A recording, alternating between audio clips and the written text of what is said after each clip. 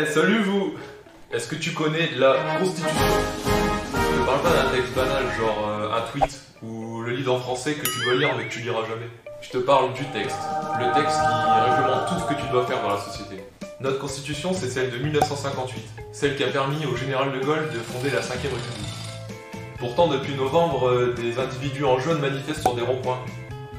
Non, je te parle pas de cela.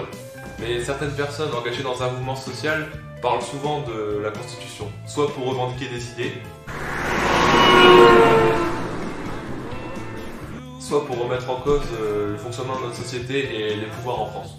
Alors en gros, si t'as pas compris, eh ben écoute ce qu'on va dire et tu comprendras ce que c'est la Constitution qui fait tant débat.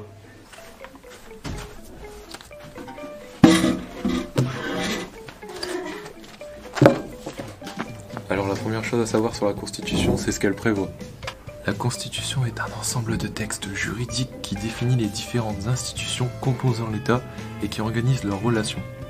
La Constitution est considérée comme la règle la plus élevée de l'ordre juridique de chaque pays. Si certains États n'ont pas de Constitution écrite comme nos voisins britanniques, dans ce cas c'est le droit coutumier qui sert de référence juridique. D'autres, comme les États-Unis ou la France, ont une Constitution écrite fixant l'organisation des pouvoirs et une liste des droits fondamentaux dont chaque citoyen dispose. On appelle cela le bloc de constitutionnalité. La Déclaration des droits de l'homme et du citoyen de 1789, le préambule de la Constitution de la 4ème République de 1946, le texte de la Constitution de la 5ème République qui date de 1958, mais aussi la Charte de l'environnement qui date de 2004. Mais en fait, pourquoi tous ces textes dans notre Constitution? Alors viens avec moi, je vais remonter le temps. L'histoire de notre Constitution commence ici, en pleine Révolution française, en 1789, lorsque les membres de l'Assemblée constituante décident de rédiger un texte juridique fixant pour la première fois les droits fondamentaux de chaque citoyen français. C'est ainsi le début de la Déclaration des droits de l'homme et donc de la Constitution. Mais écoutons plutôt leurs revendications et ce qu'ils ont à dire. Mon cher Mirabeau, le peuple attend de nous, les représentants des trois ordres, de leur garantir des droits face à l'absolutisme monarchique. Mon cher Tronchet, inspirons-nous des idées des Lumières et des principes d'outre-Atlantique. Apportons à ce bon peuple français des valeurs fortes telles que la souveraineté du peuple, l'égalité devant la loi et la liberté individuelle. Messieurs, le bonheur, voilà ce que nous devons leur garantir. L'égalité des droits, les libertés individuelles d'opinion, d'expression, de circulation, l'égal accès aux charges publiques, le droit de contrôler les institutions et ceux qui en ont la charge. Voilà, messieurs, ce que doit être notre action. Messieurs, nous sommes entre gentilshommes. N'oublions pas que cette masse populaire peut être un danger pour notre État et notre propre situation. Assurons-nous que ce texte puisse garantir notre position sociale, nos biens et propriétés. Vous ne voudriez tout de même pas donner tout au bien au peuple parisien. Et la question des femmes, monsieur. C'est aux lampes de gauche qui revendiquent des droits et qu'elles deviennent elles-mêmes citoyennes. Oh, mais au diable, Olympe de Gouges. Messieurs, jamais une femme ne pourra exercer les responsabilités comme nous les hommes. Il faudra faire taire ces désordres sociaux. Messieurs, je pense que nous avons bien avancé. Le peuple sera satisfait. Quel bilan tirer de ce premier texte fondamental? Indéniablement, il apporte des avancées majeures pour les citoyens français. Pourtant, la DDHC est très limitée parce qu'elle n'envisage pas les aspects sociaux. Mais tu sais, public, la situation change après la Seconde Guerre mondiale. En raison des efforts de guerre, de la résistance et pour solidariser la société française, après la période de l'occupation et du régime de Vichy, le gouvernement provisoire de la France s'inspire du programme national pour fonder une nouvelle république et donc une nouvelle constitution. Cette nouvelle constitution apporte de nouvelles avancées. On les retrouve dans le préambule de la constitution de la 4ème République de 1946 et elle demeure encore dans notre constitution aujourd'hui.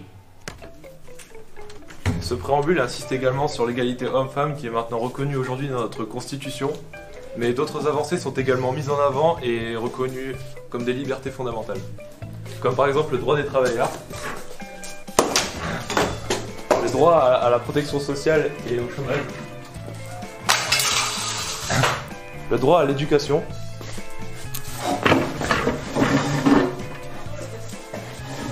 et le droit de vote.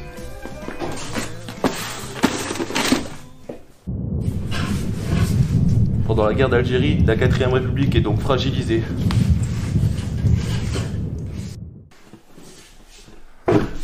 Charles de Gaulle est alors sollicité pour revenir au pouvoir et proposer une sortie de crise. Je vous ai compris. Il faut selon lui renforcer les pouvoirs du président dans la République. Un changement constitutionnel est donc indispensable.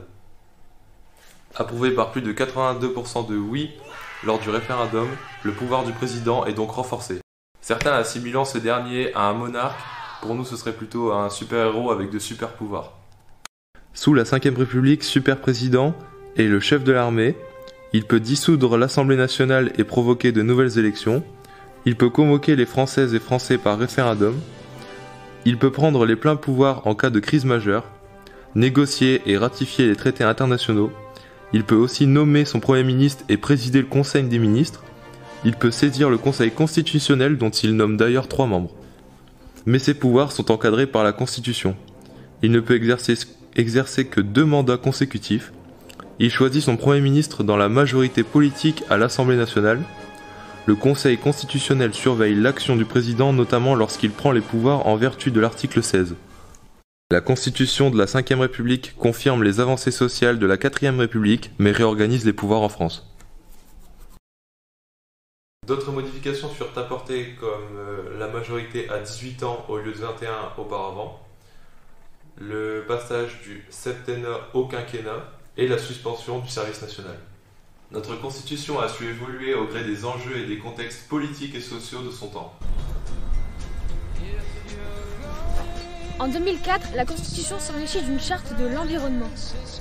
Dans le contexte de la mondialisation, de la prise en charge du changement climatique, de l'action en faveur du développement durable, la société a décidé d'agir pour préserver l'équilibre écologique de la planète, tout en permettant le développement de la société pour que chacun puisse accéder à ce bonheur si cher, à notre DDHC. Cependant, malgré cette charte, les mentalités n'ont pas complètement changé et il reste du chemin à parcourir. Alors, t'as compris? Notre constitution s'est construite avec le temps. Les événements, les guerres, les transformations sociales et les revendications de certains groupes ont conduit notre constitution à s'adapter progressivement. Elle s'est adaptée à la société française et aux nouveaux enjeux internationaux, comme l'environnement par exemple. Si aujourd'hui tout ça continue à changer, notamment la parité, et oui, il y a encore beaucoup à faire. Notre constitution s'enrichit pour nous et avec nous.